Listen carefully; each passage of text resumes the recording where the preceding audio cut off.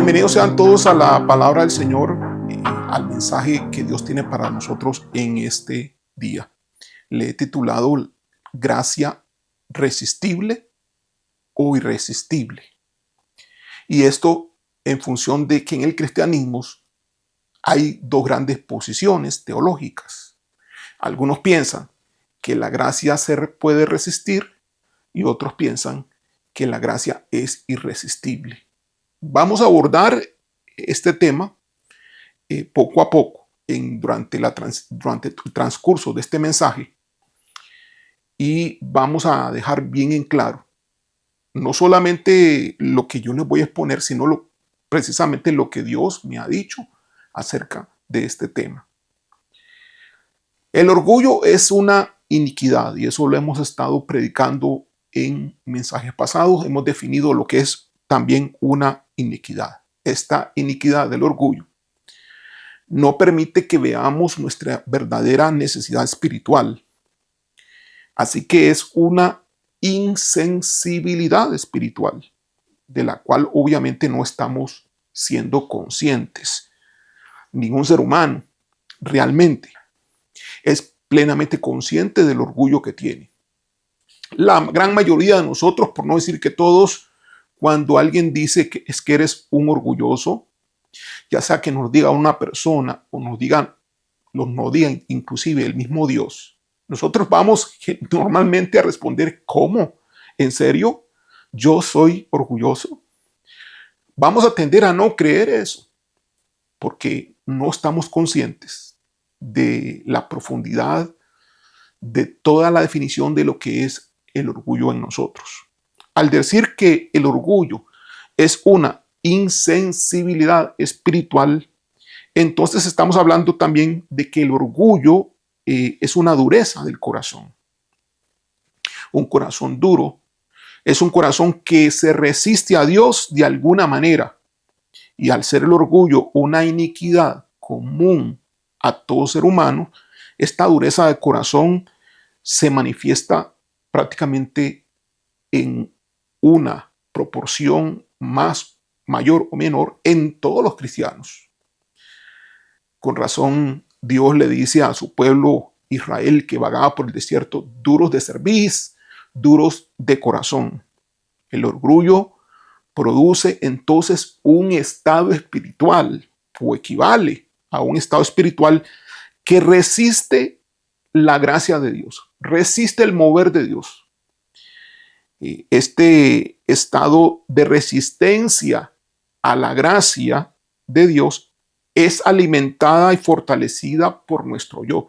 Nuestro yo, nuestra humanidad alimenta la iniquidad del orgullo.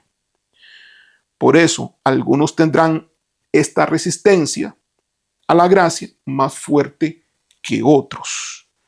¿De qué forma el yo alimenta este estado de resistencia u orgullo? Bueno, el yo está exaltado, es decir, el ser yo está exaltado en la autonomía de sí mismo al negarse a rendirse a la soberanía de Dios. Pero ¿cómo el yo fortalece esa resistencia? ¿Cómo el yo alimenta el orgullo, esa iniquidad? Con 3 puntos. Primero, con autosuficiencia, que implica independencia de Dios. Cada vez que el ser humano quiere ser autosuficiente, se independiza de Dios más y más.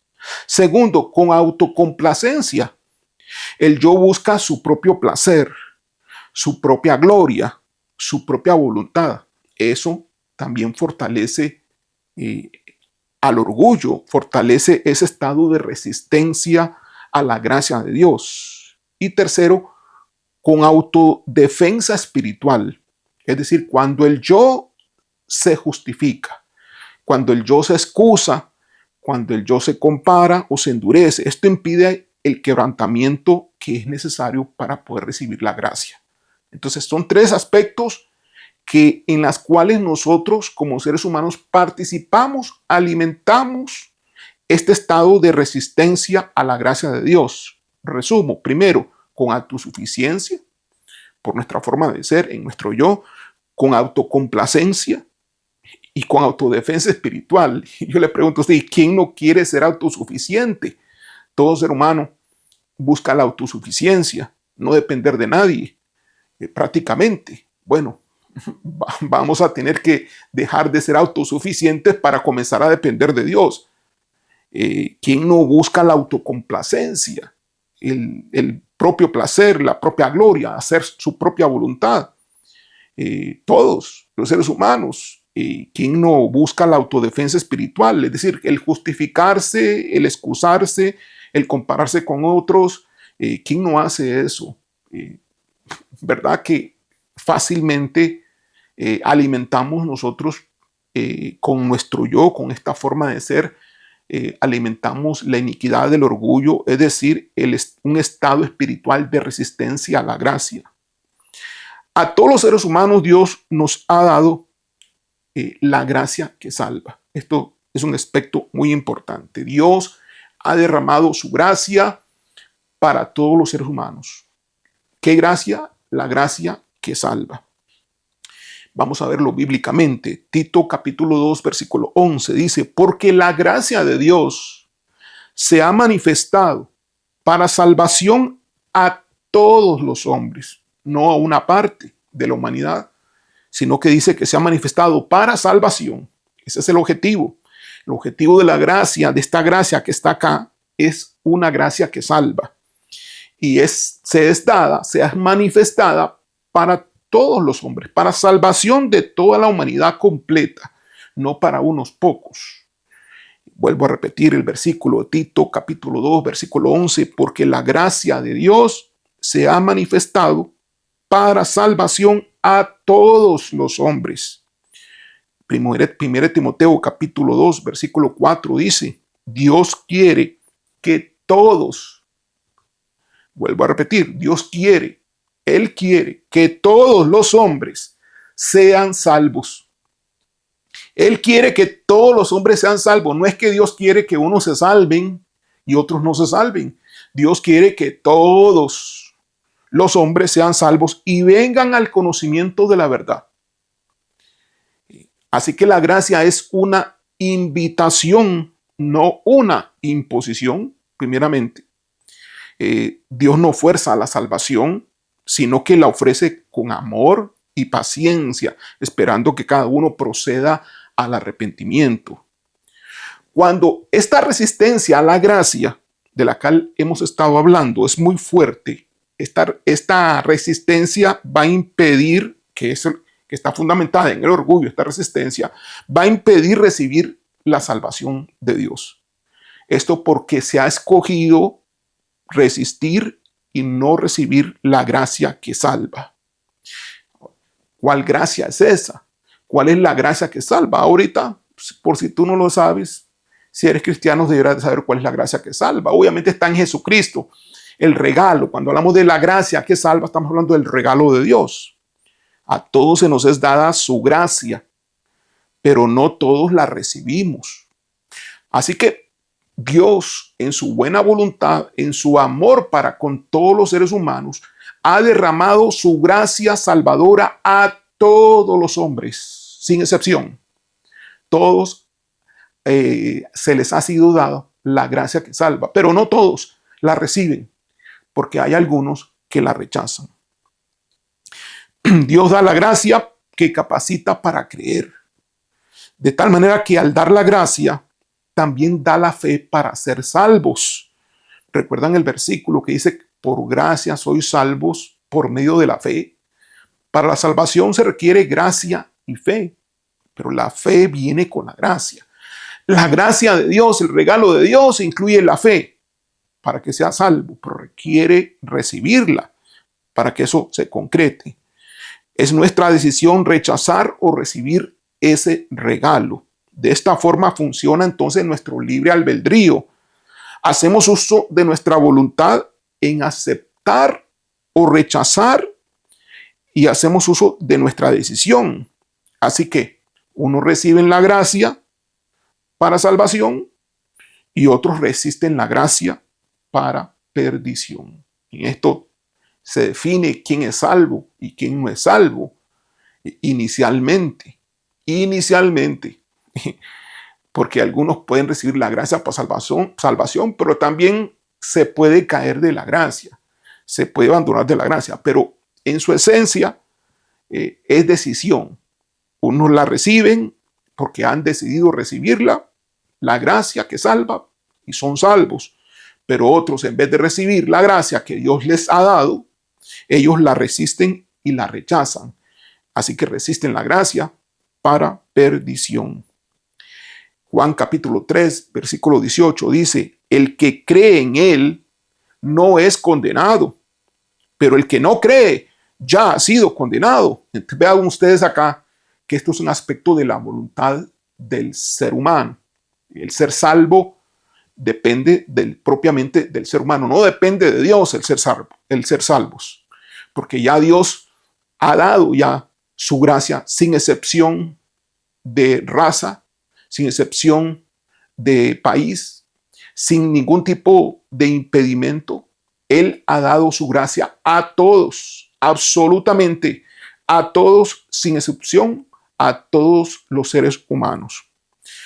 Repito, Juan capítulo 3, versículo 18, el que cree en él no es condenado, pero el que no cree ya ha sido condenado. Vean ustedes aquí el libre albedrío, la decisión, la voluntad propia humana que se toma de creer o no creer. Es decir, de recibir la fe o rechazarla. También Hechos capítulo 7, versículo 51 dice, vosotros resistís siempre al Espíritu Santo.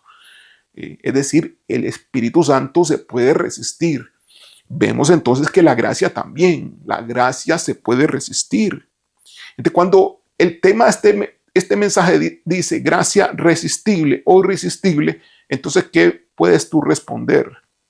¿Que se resiste la gracia o que no se resiste? La resistencia a la gracia es una decisión espiritual. La gracia de la salvación, ¿cuál es esa? La gracia de la salvación es el regalo que Dios ha dado para toda la humanidad en Jesucristo, como Salvador, como Redentor y como Señor. Y esto es parte de lo que predicamos, del Evangelio de la gracia. En esto consiste el nuevo pacto, en el Evangelio de la gracia. A todos los seres humanos se nos ha dado la misma oportunidad de salvación. No habrá excusa delante de su trono, como alguien diga, es que a mí no me diste oportunidad. Nadie puede presentarse delante de su trono diciendo eso, porque todos recibieron de lo mismo. Todos los seres humanos, sin excepción, recibieron la misma oportunidad, la gracia que salva, pero no todos, todos se les fue dada a todos, pero no todos la recibieron, mejor dicho. Algunos la resistieron, pero sí, otros la aceptaron. Dios en su justicia hará que todos hayan recibido esa oportunidad cuando se presenten para ser juzgados delante de su trono. Con esto derribamos el concepto de la gracia irresistible, promovida por un sector de ciertas iglesias protestantes a los cuales se les llama calvinistas. Voy a entrar en un tema un poquito teológico que no me gusta frecuentemente estar predicando sobre esto. Por eso es importante para poner los pies sobre la tierra. Estamos en el planeta Tierra, hay diferentes iglesias cristianas, pero no todas las iglesias cristianas son iguales.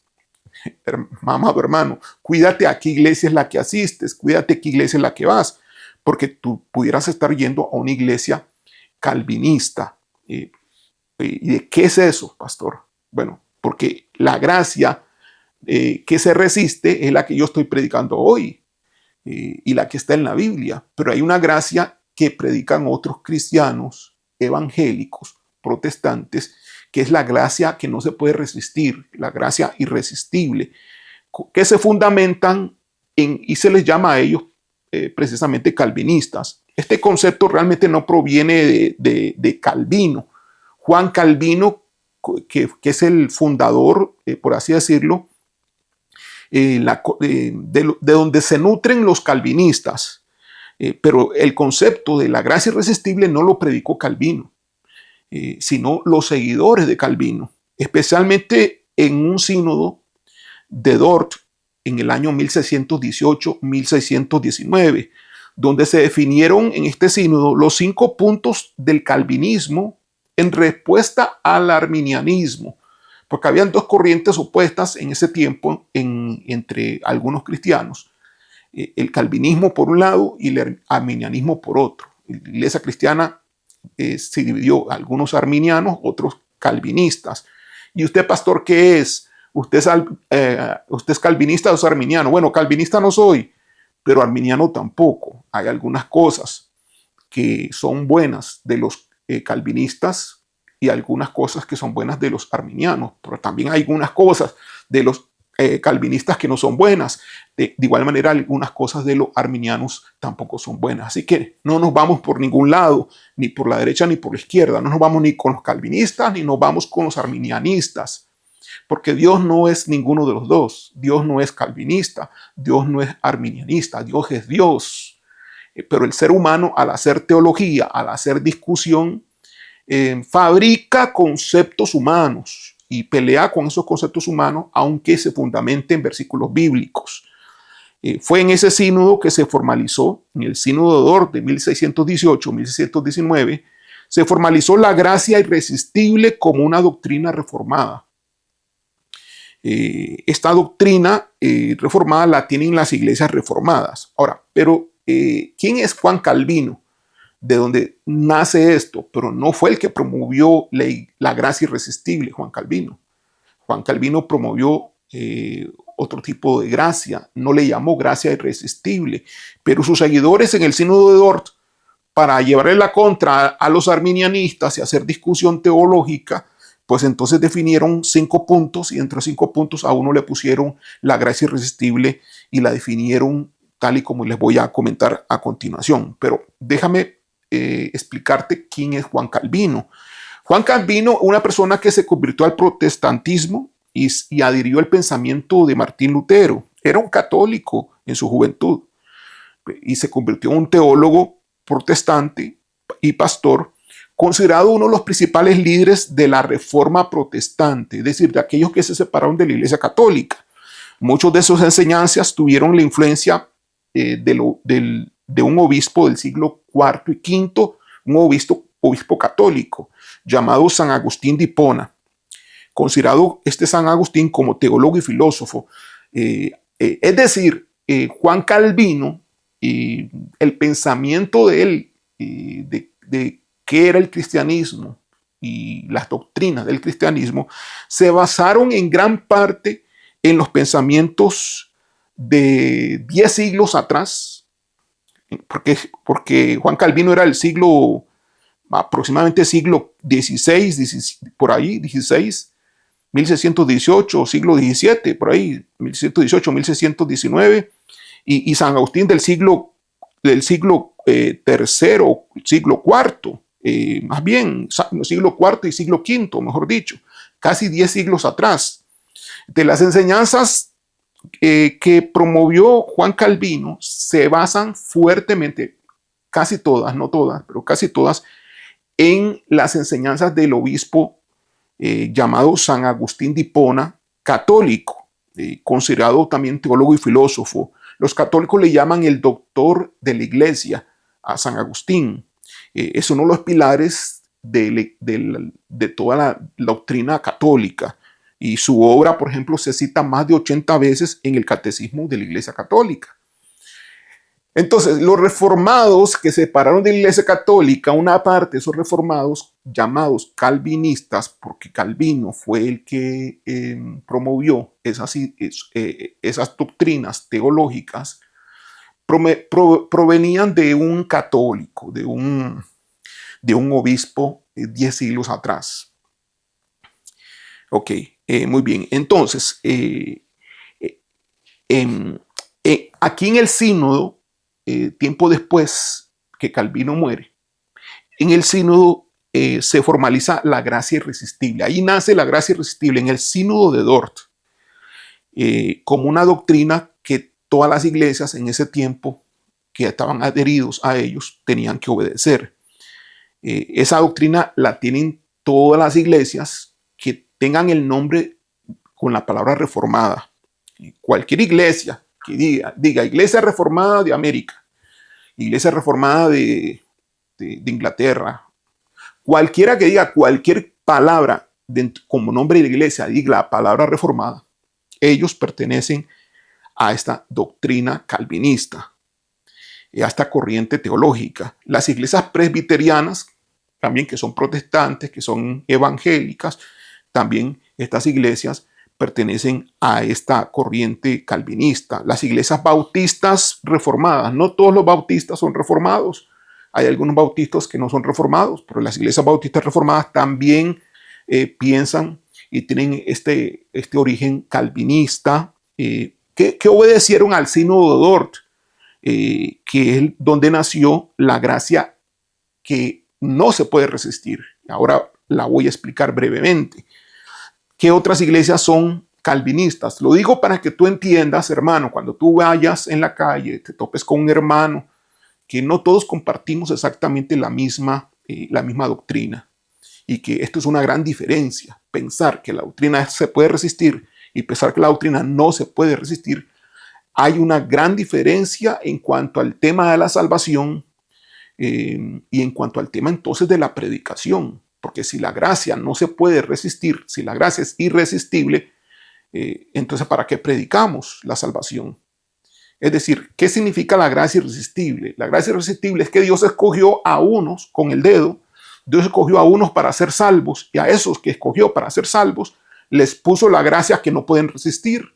Esa gracia que no pueden resistir los lleva a recibir a Jesucristo como Señor y Salvador. Es decir, como si fuesen casi que máquinas. Dios con el dedo señaló quién sí y quién no. Pero esto va en contra de la palabra de los versículos bíblicos que hemos estado predicando. Pero ellos también tienen otros versículos bíblicos que ellos interpretan y donde se fundamentan ellos también su doctrina. Ahora, Dios conmigo ha sido muy claro. Se salva el que decide ser salvo. No se salva simplemente el que Dios puso con el dedo. Sí es cierto que Dios a algunos, que no son muchos, son pocos, a algunos Dios escogió.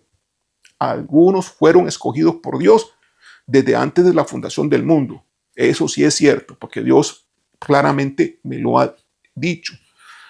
Pero hay otros que Dios no escogió desde antes de la fundación del mundo.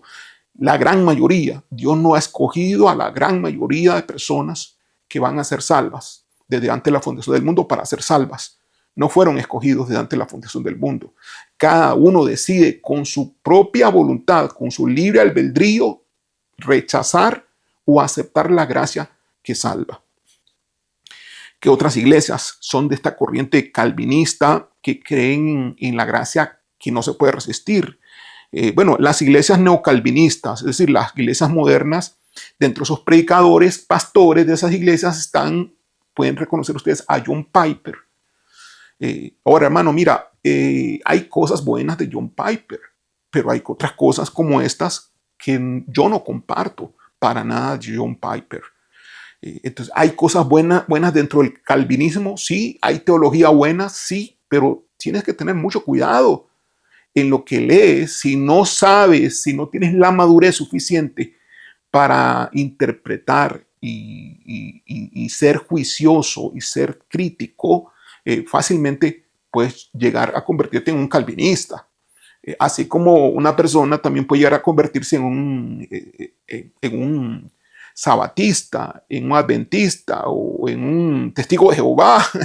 Incluso personas que no tienen claras las cosas del Señor, que no están bien fundamentadas en las palabras de Dios, fácilmente pueden irse hacia una religión, hacia un lugar diferente de donde están y donde pertenecen hoy. John Piper es uno de ellos. Tim Keller también. Hay muchos libros de Tim Keller. Algunos son buenos. Yo no estoy diciendo que no todo es malo, pero sepamos quiénes son, para que sepamos a qué nos atenemos si es que tenemos algún material de ellos. También está Al Mohler, también está David Platt, también está R.C. Sproul, que ya murió él, R.C. Sproul, y también John MacArthur, que hace como unos 3 meses por ahí también murió John MacArthur, recién fallecido. A mí me gustan algunas cosas de John MacArthur, pero en este punto pues no comparto, sobre todo en la parte de la salvación, en la parte de la gracia irresistible. En América Latina tenemos a personas que siguen este mismo movimiento. Dentro de ellos está Miguel Núñez, que lo han visto tal vez en televisión, está Sugel Michelén, está Marcos Peña, está Salvador Gómez Dixon, entre otros. En países como México, Colombia, Chile, Argentina y Costa Rica hay iglesias reformadas emergentes, seminarios y redes de formación que siguen la teología calvinista. Así que este concepto de gracia irresistible lo que dice es que cuando Dios decide salvar a alguien, su gracia actúa de forma eficaz y no puede ser rechazada. Por eso se llama irresistible. Es decir, Dios con el dedo dice, tú vas a ser salvo y te doy la gracia. Le hace clink con el dedo, tin, le da la gracia y esa persona no se puede resistir a esa gracia y acepta a Jesucristo y recibe la salvación. Así, con dedo. Pero hay otros que Dios no le pone el dedo, hay otros que Dios no le da la gracia. Entonces esos van para perdición, porque de forma natural el hombre no puede recibir la gracia de una forma así por su humanidad, por así decirlo. Entonces no puede. Entonces solamente con el dedo. Esa es la forma de pensar de los calvinistas. Así que el concepto de la gracia irresistible, lo que dice que cuando Dios decide salvar a alguien, su gracia actúa de forma eficaz y no puede ser rechazada. El concepto de esa gracia irresistible también dice que Dios le ha dado gracia solamente a los que Él ha elegido. Y también dice que al ser una gracia irresistible, el ser humano la recibe porque Dios quiere, no porque la persona quiere o decide realmente. Al dar esa gracia, entonces el elegido es transformado. Bueno, no creemos en esto de la gracia irresistible. A partir de nosotros ser salvos con una gracia que todos recibimos, la gracia que salva, simplemente que todos se nos da, pero simplemente algunos la rechazan y otros la reciben realmente. Entonces, por eso algunos son salvos y otros no. Cada uno hace uso de su libre albedrío. Esta es la forma en que Dios realmente se ha comunicado con mi persona. A mí se me ha manifestado no el Dios de la gracia irresistible. A mí se me ha manifestado el Dios de la gracia resistible. Ese es el Dios que yo tengo. Ese es el Dios de la palabra de Dios. Es el Dios de la Biblia. Entonces no soy calvinista. Entonces si no soy calvinista, entonces ¿qué podría ser entonces? Arminiano tampoco. ¿Sí? En este instante, al decir que la gracia se puede resistir, estoy pensando o estoy diciendo cosas que también los arminianistas, se le llama arminianistas porque Arminio fue el que llevaba la contra a la teología calvinista. Y de ahí nacen otras iglesias. Dentro de esas iglesias, para que ustedes sepan, los arminianistas, están las iglesias Asambleas de Dios. Y hay iglesias bautistas y hay muchos predicadores, hay muchos pastores reconocidos a nivel mundial, al igual que con los calvinistas. De todo hay. Así que de gente conocida hay en todo lugar. Yo tengo el concepto en esa área del arminianismo, pero no soy arminianista, porque así como los calvinistas tienen defectos y tienen errores grandes, también los arminianistas tienen defectos y errores grandes. Así que yo, ¿qué puedo decir?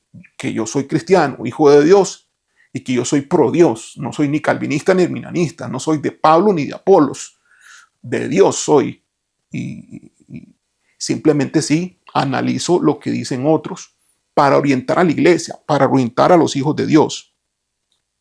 Ahora, a partir de la salvación que salva, a partir de que somos salvos, se va dando gracia sobre gracia. Recordemos que el trono de Dios es un trono de gracia. Él emana gracia, pero no se detiene con la gracia para salvar. Él sigue dando gracia una vez que somos salvos. Y es sumamente importante ir entendiendo esto y cómo funciona. A esta gracia que opera a partir de la gracia que salva, le llamaremos la gracia que transforma. Así le vamos a llamar. Una es la gracia que salva y es la misma gracia. Sí, es el mismo fluir, pero el fluir primero nos salvó y ahora estamos en otro fluir, por así decirlo, pero es el mismo fluir. La gracia continúa, pero le llamamos así por la etapa en la cual el cristiano está. Estamos en una etapa en la cual requeríamos salvación, recibimos gracia de salvación. Ahora estamos en una etapa de edificación, de crecimiento. Después de ser salvos, nos toca crecer. Entonces recibimos la gracia que transforma, la gracia que santifica y la gracia que forma nuestro carácter en Cristo. Esta es la gracia que transforma entonces el carácter y nos hace aptos, según el mensaje de la semana pasada, para administrar la herencia.